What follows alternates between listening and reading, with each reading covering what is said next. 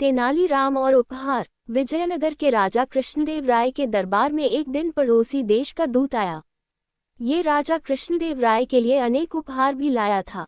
विजयनगर के राजा दरबारियों ने दूत का खूब स्वागत सत्कार किया। तीसरे दिन जब दूत अपने देश जाने लगा तो राजा कृष्णदेव राय ने भी अपने पड़ोसी देश के राजा के लिए कुछ बहुमूल्य उपहार दिए। राजा कृष्णदेव राय उस दूत को भी उपहार देना चाहते थे, इसलिए उन्होंने दूत से कहा, हम तुम्हें भी कुछ उपहार देना चाहते हैं। सोना, चांदी, हीरे, रत्न, जो भी तुम्हारी इच्छा हो मांग लो। महाराज, मुझे ये सब कुछ नहीं चाहिए। यदि देना चाहते हैं तो कुछ और दीजिए। दूत बोला, महाराज, मुझे ऐसा उपहार दीजिए जो सुख में दुख में सदा मेरे साथ रहे और जिसे मुझसे कोई छीन न पाए। ये सुनकर राजा कृष्णदेव राय चकरा गए।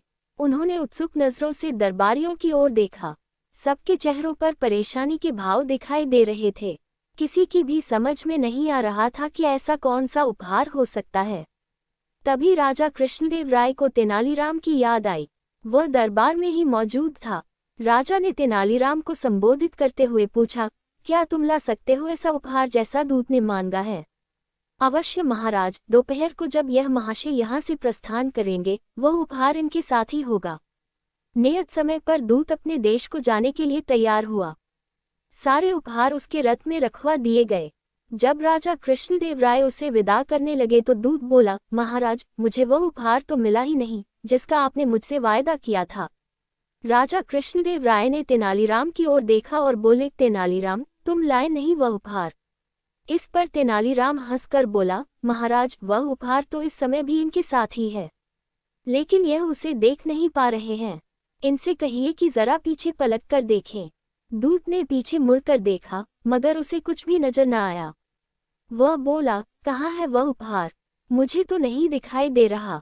तेनालीराम मुस्कुराए और बोले, जरा ध्यान से देखिए दूत महाशय, वह उपहार आपके पीछे ही है, आपका साया अर्थात आपकी परछाई। सुख में दुख में जीवन भर यह आपके साथ रहेगा और इसे कोई भी आपसे नहीं छीन सकेगा। ये बात सुनते ही राजा कृष्णदेव राय की हंसी छूट गई।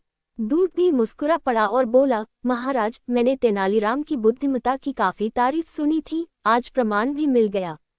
तेनालीराम मुस्कुराकर रह गया। अगली कहानी, तेनालीराम और चोटी का किस्सा। एक दिन बातों बातों में राजा कृष्णदेव राय ने तेनालीराम से पूछा, अच्छा, ये बताओ कि किस प्रकार के लोग सबसे अधिक मूर्ख होते हैं और किस प्रकार के सबसे अधिक सयाने? तेनालीराम ने तुरंत उत्तर दिया, महाराज, ब्राह्मण सबसे अधिक मूर्ख और व्यापारी सबसे अधिक सयाने होते हैं। ऐसा कैसे हो सकता है? राजा ने कहा, मैं ये बात साबित कर सकता हूँ। तेनालीराम ने कहा, कैसे? राजा ने पूछा, अभी जान जाएंगे आप। जरा राजगुरु को बुलवाए। राजगुरु को बुलवाया गया। तेनालीराम ने कहा, महाराज, अब मैं अपनी बात साबित करूंगा, लेकिन इस काम में आप दखल नहीं देंगे। आप यह वचन दें, तभी मैं काम आरंभ करूंगा। राजा ने तेनालीराम की बात मान ली। तेनालीराम ने आदरपूर्वक राजगुरु से कहा, राजगुरु जी, महाराज को आपकी चोटी की आवश्यकता है। इसके बदले आपको मुंहमांगा इनाम दिया जाएगा। राजगुरु को काटो तो खून नहीं। वर्षों से पाली गई प्यारी चोटी को कैसे कटवा दें? लेकिन राजा की आज्ञा कैसे टाली जा सकती थी? उसने कहा, तेनालीराम जी, मैं इसे कैसे दे सकता हूँ? राजगुरु जी, आपने जीवन भर महाराज का नमक खाया है। चोटी कोई ऐसी वस्तु तो है नहीं जो फिर न आ सके। फिर महाराज मुंहमांगा इनाम भी दे रहे हैं। उद्धरण, राजगुरु मन ही मन समझ गया कि यह तेनालीराम की चाल है। तेनालीराम ने पूछा, राजगुरु जी, आपको चोटी के बदले क्या इनाम चाहिए? राजगुरु ने कहा, 5 स्वर्ण मुद्राएं बहुत होंगी। 5 स्वर्ण मुद्राएं राजगुरु को दे दी गई और नाई को बुलावाकर राजगुरु की चोटी कटवा दी गई। अब तेनालीराम ने नगर के सबसे प्रसिद्ध व्यापारी को बुलवाया। तेनालीराम ने व्यापारी से कहा, महाराज को तुम्हारी चोटी की आवश्यकता है। सब कुछ महाराज का ही तो है, जब चाहे ले ले, लेकिन बस इतना ध्यान रखे कि मैं एक गरीब आदमी हूँ। व्यापारी ने कहा, तुम्हें तुम्हारी चोटी का मुंहमांगा दाम दिया जाएगा। तेनालीराम ने कहा, सब आपकी कृपा है। लेकिन व्यापारी ने कहा, क्या कहना चाहते हो तुम? तेनालीराम ने पूछा, जी, बात यह है कि जब मैंने अपनी बेटी का विवाह किया था तो अपनी चोटी की लाज रखने के लिए मैंने पूरी 5000 स्वर्ण मुद्राएं खर्च की थीं। पिछले साल मेरे पिता की मौत हुई, तब भी इसी कारण 5,000 स्वर्ण मुद्राओं का खर्च हुआ और अपनी इसी प्यारी दुलारी चोटी के कारण बाजार से कम 5,000 स्वर्ण मुद्राओं का उधार मिल जाता है। अपनी चोटी पर हाथ फेरते हुए व्यापारी ने कहा, इस तरह तुम्हारी चोटी का मूल्य 15,000 स्वर्ण मुद्राएं हुआ। ठीक है, यह मूल्य तुम्हें दे दिया जाएगा।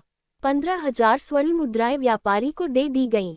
व्यापारी चोटी मुनरवाने बैठा। जैसे ही नाई ने चोटी पर उस्तरा रखा, व्यापारी कड़क कर बोला, संभल कर नाई के बच्चे, जानता नहीं, यह महाराज कृष्णदेव राय की चोटी है।